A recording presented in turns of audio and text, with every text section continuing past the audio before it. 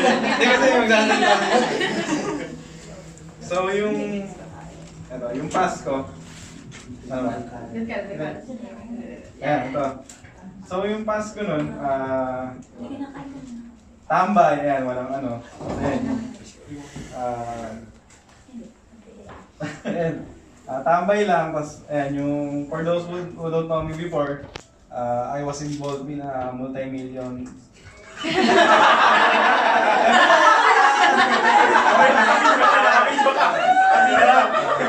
pero yan, tambay ako rin, tamad ako nung panahon na yun.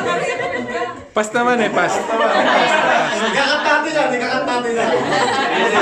Edit out, edit out. And then, I know yung stash nun, since yung friend ko nga is Bayon ni Sir Omar. So, ito pa lang yung stash nun sa PB, maliit na room, tapos isang table, tapos silang lahat andyan. Tapos, ang alam ko lang nun is, yung HMO nga lang din sila. Tapos, ayan. Tapos sa present, ay hindi pala. So, ayun nga, nung nagkaroon ng opening, ano sa akin si JB, nag-approach na mag-apply daw ako. Then, ayun nga, nag-apply. Tapos, thankfully naman natanggap. And then, sa present, ito, present.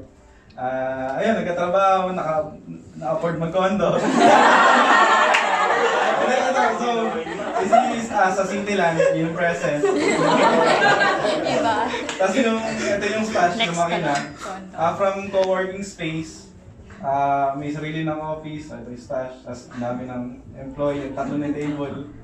Ayan, then sa present ko, dami ko natutunan since from zero talaga to Hero.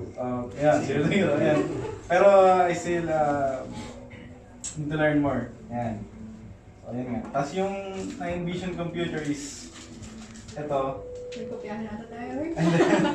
And may sarili ng house, hindi na nakakondo. Hindi na nakukumpahan. Ayaw na So,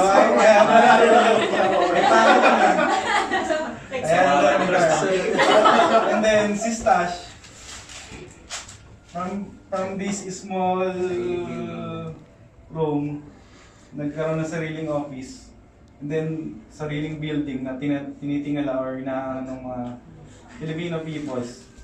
So that's how I Nakaiyak naman. Stash in the future. Naiyak ako. So from small company to Bigger. a giant tech company. Parang namatay lahat ng tao. Hindi, nakatingala yan. Hindi ko. Ayan yan. Hindi naman magaling kasi.